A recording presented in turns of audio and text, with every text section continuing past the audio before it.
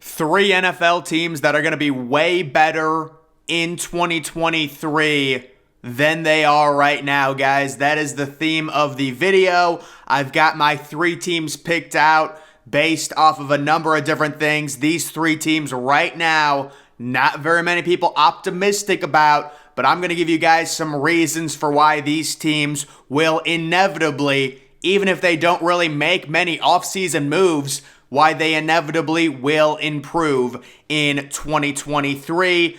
The first team we're talking about, it is the Denver Broncos. And let me just pitch my case for the Broncos and say, if you're a Denver Broncos fan, you have to hope Nathaniel Hackett honestly is the worst coach in NFL history. That's what you have to hope, because I don't think we've seen a drop-off in terms of production. Russell Wilson having basically a decade worth of top 10, top 5 elite NFL quarterback play. He goes to Denver, where he's got a young star receiver, Jerry Jeudy. He's got another really good receiver, Courtland Sutton, who just gets an extension, and he falls off the face of the earth. I'm not buying it. I think Russell Wilson, with a new coach, will be significantly improved. I don't know if he's going to be back to the, Seattle days. But guys, the other key thing to note with the Denver Broncos, they're getting a new coach. Anything's an upgrade over Nathaniel Hackett. But number two, we all know they don't have their top 5 overall pick. It's crippling. It's bad. But they do own, at least they have a first round pick. They've got the 26th overall pick. They don't have a second rounder, but at least they do have one asset, and they do have a good defense. Justin Simmons is a really good, one of the better safeties in the league. You've got Baron Browning, who's a good, young, hybrid, athletic linebacker. Randy Gregory, I really didn't love that contract, but you would expect better production in the second year of it. This is a very talented team. You take a look at the offense overall. It is the only big issue I have right now with Denver. Russell Wilson has to be better. Inevitably, you would hope he would be better. My goodness. It's like, if this is it for Russell Wilson, it makes no sense. You don't just fall off of the face of the earth. It's not like he's 40 years old. I just genuinely believe the Nathaniel Hackett thing was so bad, the marriage between Wilson and Nathaniel Hackett, that it messed with him. He had a down year. It happens. We don't see quarterbacks fall off the face of the earth this badly at Russell Wilson's age. I'm not buying it. I also think Jerry Jeudy's going to be good. They also should be getting back their young running back, Javonte Williams, who is really their only good running back. I mean, they had Melvin Gordon, massive fumble problems. They're not going to deal with that next year. They should just get better with, addition by subtraction with a new head coach, getting some of their players healthy. They do have $16 million in cap space to work with, so they're not completely screwed there. And then you take a look at their overall cap hits. Russell Wilson's, we know he has that huge contract, but that cap situation, the Russell Wilson cap situation, doesn't really start having a huge impact on their overall cap space until 2024. So this is 2023. You can see his cap hit is $22 million. But guys, I know everyone is down on Denver. They're terrible. But we don't see situations like this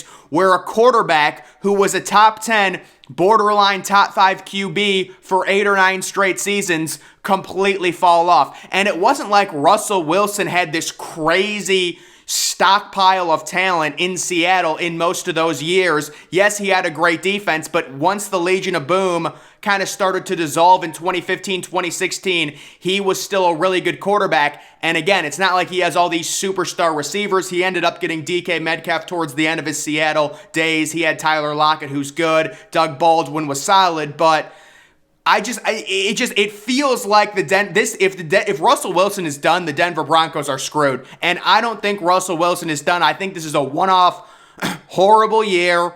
They get a new coach in there, and they will be better next year. I will say the one major issue for the Denver Broncos is their division. The Chargers with Justin Herbert, they're probably going to be extending him soon. You would think They've got Boza, they've got Khalil Mack, they've got Derwin James. Keenan Allen's getting a little bit older. They re-signed Mike Williams. We know Kansas City is going nowhere with Andy Reid and Mahomes, so that could pose a bit of an issue. But overall, guys, I do think it's impossible for the this has got to be the easiest one. It is impossible for the Denver Broncos to be worse next year. They should at least be in the wild card hunt, you would hope. And again, they still do have their first round pick. Yes, it's not a top 5 pick, but at least you've got something to where you can trade that asset, you can trade down for more picks, you can draft someone, do something with it. They're not in a complete salary cap mess, at least not yet, because the Russell Wilson money really doesn't start to affect it until 2024 as well. So they could have a nice little year to maybe go out and get someone on a 1-year deal, get a pass rusher, do something. So we'll have to see what happens with them. The next team is the Cleveland Browns. And guys, I think this is a combination of a number of things. Deshaun Watson is, right or wrong, getting treated unfairly. And I understand why. Trust me, I get it why. But people are not looking at the Deshaun Watson situation with a neutral lens. This is a guy who hasn't played in 700 days. He's coming back completely rusty. He will be an elite quarterback next year. The Cleveland Browns have an absolutely loaded roster. Jacoby Brissett actually played pretty well. The only reason the Browns weren't closer to 500 is due to a porous defense. They're probably getting a new defensive coordinator in the offseason. They've got Myles Garrett, who's a constant, one of the best pass rushers, a defensive player of the year contender every single season. You've got Denzel Ward, who's a shutdown cornerback that you also have locked up on a long-term deal. Amari Cooper's a really good receiver. You made a great trade for him.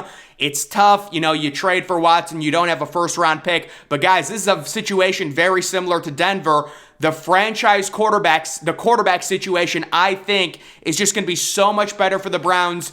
Again, people obviously don't like Deshaun Watson. I know why, but I'm just saying from a football standpoint, he hadn't played in over 700 days. He's coming back. The team is under 500. He's rusty. He doesn't look good. He's going to have a full offseason. There's going to be a new narrative around the Browns. And with Nick Chubb, a good offensive line, I think Kevin Stefanski certainly needs to be back. I know some people want to fire him. You've got to at least give Stefanski one full year with Deshaun Watson. I am a full believer that Stefanski is a good NFL coach.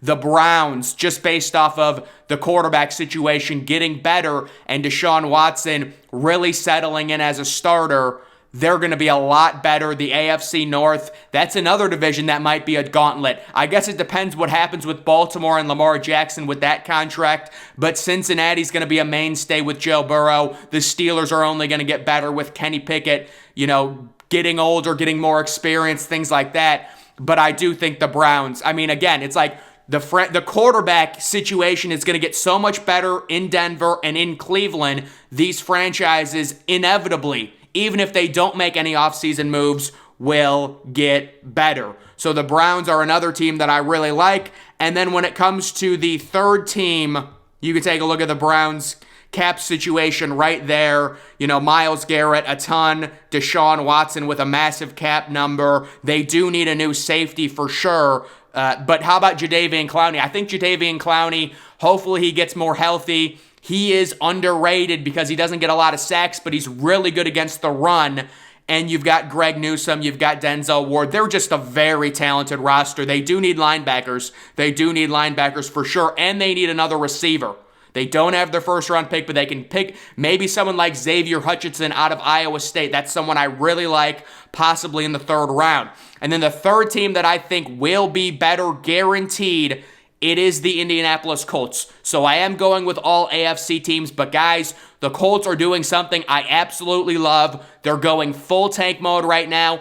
Sit Jonathan Taylor, whether he's injured or not, just sit him. Go with Nick Foles, who only scored 3 points on Monday Night Football. Get as high of a draft pick as possible, and I am confident the Indianapolis Colts will figure out their quarterback situation. We've seen what the Colts have done. They've been in QB purgatory, going from Phillip Rivers to Carson Wentz to Matt Ryan. The retread quarterbacks don't work. The Indianapolis Colts need to make a major move for a franchise quarterback because they've got the roster. They've got good young receivers, Michael Pittman, Alec Pierce. They've got a great offensive line. They've got a superstar running back. They've got a solid defense on every level that is a constant top 15 in the NFL. They check all the boxes, and I'm confident that they will find a new head coach that's good. And they will find, because that's a really attractive situation. You've got the number 5 overall pick. You can trade it for a franchise quarterback, maybe that's on another team, or maybe even draft a young quarterback. I don't think they're going to do that because their roster is ready to compete right now. And you could be looking at a situation where you go out and you try and acquire another elite quarterback and you use the 5th overall pick as a really good enticement to do that. Indianapolis, this year, everything went wrong. Jonathan Taylor was injured. You're starting Matt Ryan, we saw Matt Ryan's last year in Atlanta. Nothing good was gonna come from it. This team is a lot better than their current record. They will be significantly better next year. You look at that division, Tennessee is done. To me, they're not going to be good next year. Jacksonville is a bit of an issue, but Indianapolis, as long as they get the right quarterback, they have a better roster. In my opinion, no doubt about it. It's a wide open division. I really like Indianapolis to be a lot better next year. So guys, the 3 teams that I am expecting to show major improvements, you've got the Denver Broncos, who right now have like the 4th worst record. Indianapolis has the 5th worst record. And then the Cleveland Browns. You know, these 2 of these teams, hopefully, Russell Wilson, Deshaun Watson, I'm expecting big improvements. They were both elite quarterbacks for a number of years. They've both had setbacks for different reasons. I'm expecting both of them to get back on track, which will inevitably make their teams better no matter what they do. And then I'm looking at that Indianapolis Colts roster,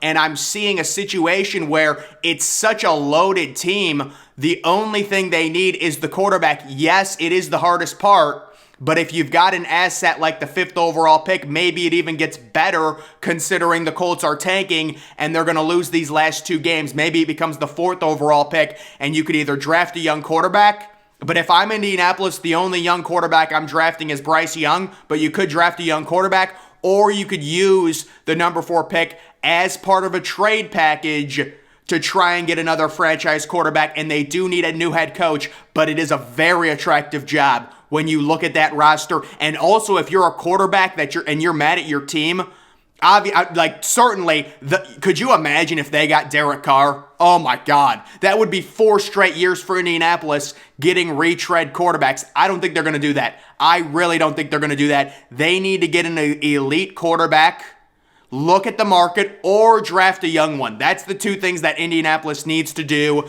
You know, we'll see what happens with Tom Brady and Aaron Rodgers, but you know, maybe Rodgers. Listen, guys, I said this last year. Aaron Rodgers should have never went back to Green Bay. That never should have happened. He should have been in Indianapolis this year. That's my opinion. I think Aaron Rodgers would fit really well in Indianapolis as a veteran quarterback, and he could even bring a receiver along.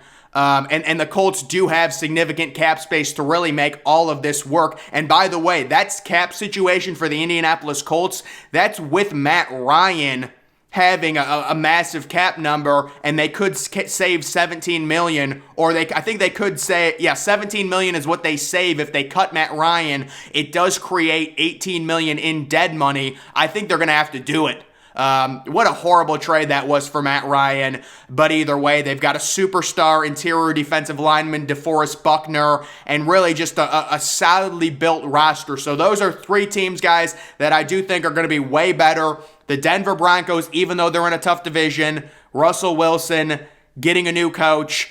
I'm just going to use the whole cope and say, listen, let's be honest, Nathaniel Hackett might be the worst coach in history. That's what I'm going to say. And they're getting their young running back back. Jerry Jeudy, Cortland Sutton, they've got a good roster. They've got a solid defense with good young players. They'll be better just based off of Russell Wilson getting better. The Browns will be better. it's been such a hard season to really manage for the Browns with the suspension of Deshaun Watson hanging over their heads, where their roster's in complete flux. Jacoby Brissett is your starter, but you really know Deshaun Watson's coming back. That is never going to be a good situation, and they're going to be a lot better next year when they have Deshaun Watson. We would expect for week 1, and they can really hit the ground running. And then the Colts, they are the team that has the question mark at quarterback, but I just love the roster makeup overall, and I love their ability once they get a good coach, because it's going to be an attractive job. They're going to have the ability to really attract a key quarterback, veteran quarterback, who wants to go to a situation like that where you've already got several good receivers. Maybe you don't have the superstar receiver, but Alec Pierce is a good emerging receiver. Michael Pittman is a good receiver. You've got the 5th overall pick. You've got Jonathan Taylor. You have a lot of players on that roster you can utilize and really turn that team into an elite offense, not to mention the elite offensive line they've built, led by Quentin Nelson. So guys, those are 3 teams I think are going to be a lot better for 2023. That's going to do it for this video. Make sure you follow me on Twitter. Link to that's always in the description.